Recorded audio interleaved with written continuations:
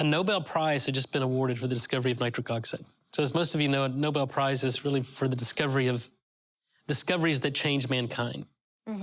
And, you know, this whole nitric oxide field was becoming, you know, more prominent in the medical and scientific community. And I had a chance to meet Lou Ignarro, who was one of the 3 scientists that won the Nobel Prize, and he came and spoke before the student body, and I had a conversation with him after that and had dinner with him, and he just says, Nathan, he goes, if the scientific community can figure out how to replace missing nitric oxide in the body or develop product or drug therapy for nitric oxide, it will change the world and it will change the landscape of medicine. So I go, that's a pretty profound statement. Yeah.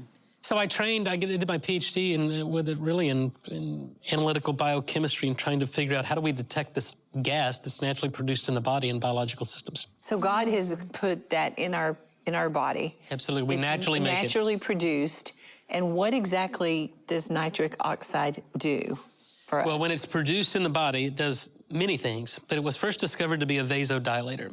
Right? So when nitric oxide is produced in the lining of the blood vessel, it opens up blood vessels. So now we're getting more oxygen, more nutrient delivery downstream. No, when we, you know, if we want to recall memory, right, we've got to increase blood flow to the prefrontal cortex, and that's done through the production of nitric oxide.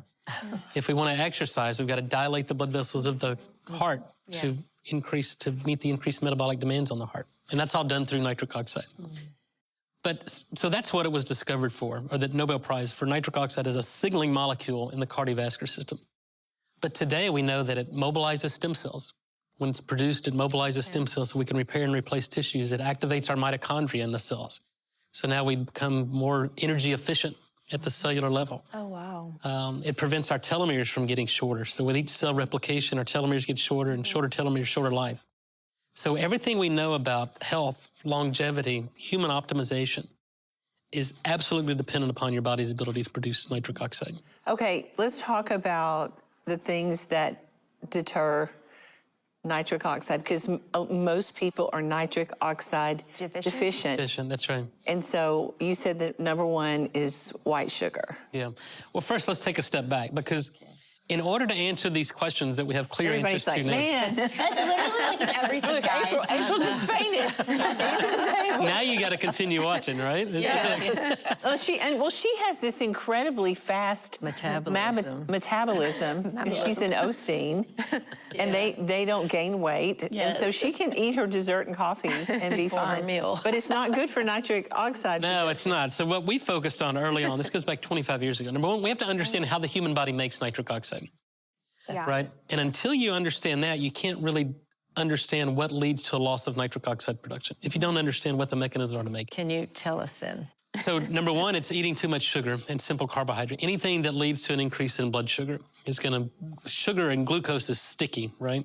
So it's not just sugar, but it's carbs that turn into sugar. That's right. High glycemic index foods. Anything that you eat. Spike your insulin. Anything that spikes your glucose So that's or like insulin. white flour. White flour. That's like, you know. That's actually, it's a lot of stuff, That's like pasta. I mean, those are things that... No, I tell people because these wearables now and these continuous glucose monitors are readily available. So get a sense of how your body responds. Because everybody's different. Everybody's different. And you said, like, this is even tied to, like, diabetes and type 2 diabetes. Yeah. Yeah, so in 2011, we published a paper showing that nitric oxide is essential and foundational for insulin signaling and glucose uptake. So if your body can't make nitric oxide, then you don't get glucose uptake into the cell, and we call that insulin resistance. So insulin resistance and metabolic disease is a symptom of nitric oxide deficiency. So we've got to get away from calling it a disease. It's a symptom that we certainly understand the root cause of those symptoms.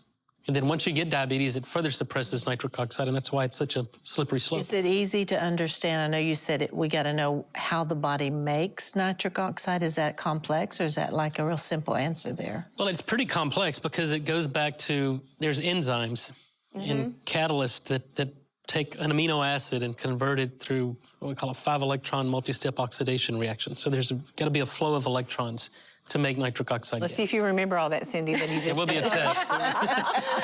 Hey, you might want to, like, rewind that. Thinking layman. Hear what he said again. I'm intrigued. I was thinking layman terms, actually. Well, I said to answer you, it's very complex and complicated, but the solution is very simple, right? So when we go back to, let's talk about diabetes and sugar, because it's a huge problem. Yeah. Yes, it is. And so we've all done that. If we spill a soda or sweet tea on the table, we come back the next day, it's sticky. Right. Right? And so that's a glue. It's glucose. Glucose is glue. Wow. And so it sticks to proteins. Sticky. Wow. It sticks to enzymes. And when you lock an enzyme in a conformational state, it can't do its job. So it just locks it down. So it's the elevation in blood sugar that's the major problem. You know, sugar binds to hemoglobin. And we call that hemoglobin A1C. It's a marker of long-term glucose management. So are you saying that nitric oxide could cure people with diabetes? I'm not to the point that I can say it can cure it. It can help facilitate the normal insulin signaling in the body. Okay. Because the body's normal response is if you eat high sugar and you get a spike in blood sugar, your pancreas secretes insulin. Insulin binds to the insulin receptor on liver cells, fat cells, and muscle cells primarily. And that starts an intracellular signaling. The cell has to make nitric oxide. And then that tells this protein to go to the membrane and bring glucose into the cell, clear it from the circulation. Wow. But if we can't make nitric oxide, then GLUT4 never gets the signal, so we're resistant to insulin. Insulin resistance. And a lot of people have insulin resistance. Yeah. even 9 if out they of 10 don't- Americans are metabolically unfit. Well, because their diet. Again, you go back to diet. what we're eating. Okay. Even if they don't have diabetes, though. Oh, true, So true. we eat bad food and we don't exercise anymore. So if you're not burning those calories, Does it include like the coconut sugar and the healthier sugar? That's I mean, where again, the monitors are good, that's right? where you gotta test because everybody's different. Well, before you leave, be sure to hit that like and subscribe button. Also, we would love to hear how the Lord is moving and touching your heart right now. So be sure to comment below and then share this video with someone you feel needs it just as much as you did.